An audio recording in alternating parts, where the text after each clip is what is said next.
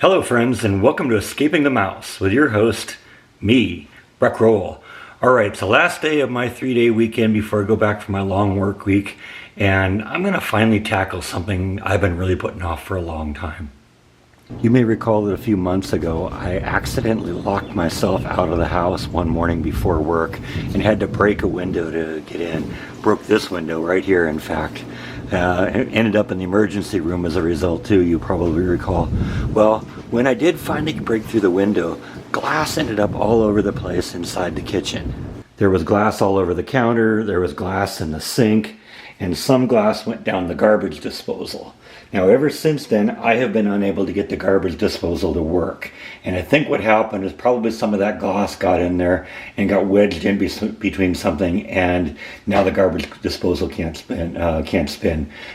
It doesn't surprise me that that could happen, because this glass is incredibly hard. You recall that the reason I had a problem in the first place was I couldn't just simply break it. I had to throw a brick through it, and I didn't want to damage anything inside the house, so I ended up holding onto the brick, hoping that I could pull it back and hold on, so it didn't end up coming in and hitting the counter or hitting any of the plates and stuff there. That was actually what caused me to cut my thumb up, because I ended up gashing myself on the glass when I finally did make my way through. But anyway, the glass is really hard, and I think the problem is that I just can't turn it on is because the glass is wedged in somewhere. So the only way to deal with that is either you stick your hand down there, and I don't like the idea of that. That creeps me out. I think it's a better option is I'm going to take the garbage disposal off the bottom of the sink, and then we can look at it and clearly see what's in there. So the first thing I had to do is just take everything out from underneath there. So I just got everything here on the counter. And when I got down here and looked at something, I noticed something that was a little odd here. Here's the garbage disposal right here. This is the power cord to the garbage disposal. If you follow that power cord here, it just goes right into the wall right there. There's not a plug in here. So that complicates things a little bit, because if there's something wrong with the garbage disposal and I have to replace it, I got to figure out how I'm going to deal with the electrical. But I do think I have an idea. What I think I'll probably do is I'll just cut the cord here, and we'll put a female plug here and a male plug that will come with the new garbage disposal. We'll plug right into it, and it'll just be like an extension cord hanging out of the wall. That's the best option I have right now, because I have no idea what's in there. But obviously when this house was built in the 70s, they didn't consider putting a garbage disposal in the sink, and so there isn't an electrical outlet in here for it.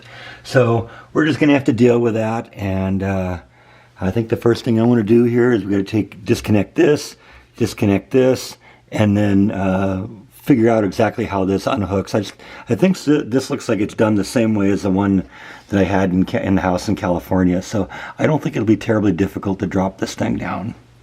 So I've added a little bit of light in here to make it a little easier to see what's going on, just to kind of familiarize ourselves with how the whole thing works here. This hose here is actually the drain from the dishwasher, and it feeds into here, which then comes here. You got to remember the garbage disposal is part of one of the sinks, so any water that flushes in there, that water's got to go somewhere. And so this is the water line here that ties to the actual main trap and flushes it out of the house. So like I said, I just got to disconnect both of those, and I just got a little socket wrench here that I'm going to use to loosen these screws. Alright, that came off pretty easy. There's 2 screws here, 1 screw on a clamp up here, and then I had to actually move this thing a little bit and I actually took the cross piece off here, and that just came off pretty easy. Didn't realize I had a flexible trap. I've never seen them do that before, but actually that made it really easy to disconnect, because as soon as I got this disconnected up here, then I could just kind of pull this down, pull it back, and so okay, that'll be pretty easy. Now all I got to do is just drop this thing, and I think these screws here, I think I've loosened those screws. Those are the clamps that kind of hold everything in place, and I think if I loosen that a little bit, I will be able to rotate this thing off. Alright, so I didn't actually have to disconnect those 3 screws. Basically what I did is I just literally just took a screwdriver in here and twisted this thing around. And this is the thing that latches on to this part up here. So it literally just screws on.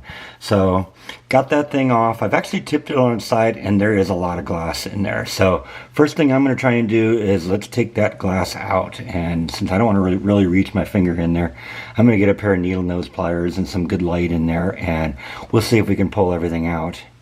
Okay, yeah, we pulled a significant amount of glass out of there, as well as a couple of steak seasoning packets, but I don't think that was the problem. But this stuff definitely was. That's that glass that ended up down in the garbage disposal. Now, I've taken a look in this thing. It's kind of a little gross in there, but there's a screw in the back, kind of in the center, that kind of holds the cutting blades in place. You really can't see it because it's dark in there. But I stuck a socket wrench down there and connected up with that screw, and I was able to spin the motor in there manually. So that tells me that I didn't do any damage to it. It was just jammed up or something. But there's only one way to actually test to see if it works, and that's to turn it on, see what happens. Alright, I'm going to stay out of the way when we turn this thing on. And I'm going to hold it so the inertial forces don't make it start walking around here. That'd be no fun. Okay, that works. That's good to know. I do see it threw one piece of glass out, so there was one more piece that's still in there. And there's still a little bit of chunks of something in there, but that'll get washed away when I run some water down there. And that should solve that problem. So let's just pull that last piece of glass out there, put this thing back together, and reinstall it. Okay, so I got everything back together. It wasn't actually as bad a job as I thought it was going to be. So glad I got that done. Garbage disposal works again. I actually changed a little bit the way the drain from the dishwasher works.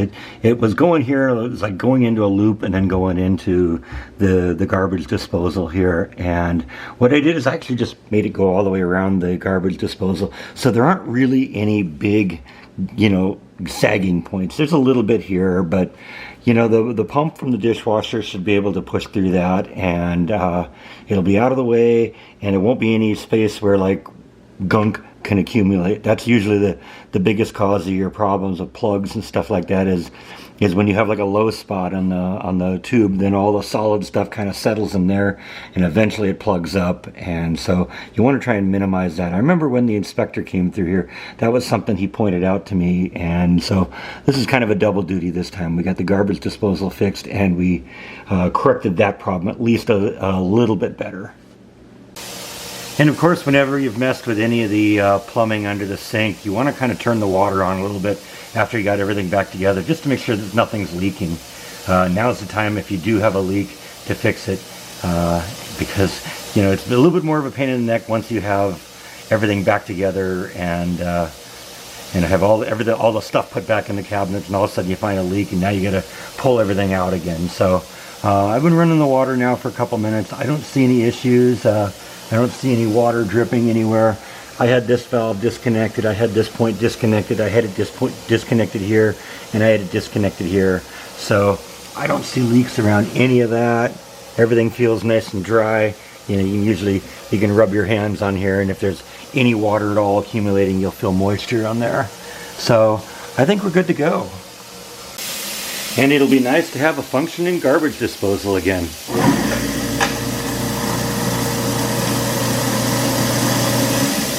So I think that's all I have for today. I hope you found that interesting and maybe a little educational. Garbage disposals aren't really that scary. I'm still going to have to deal with that power issue, but I can put that off for a while. Like I said, what I have is a good solid idea that'll work.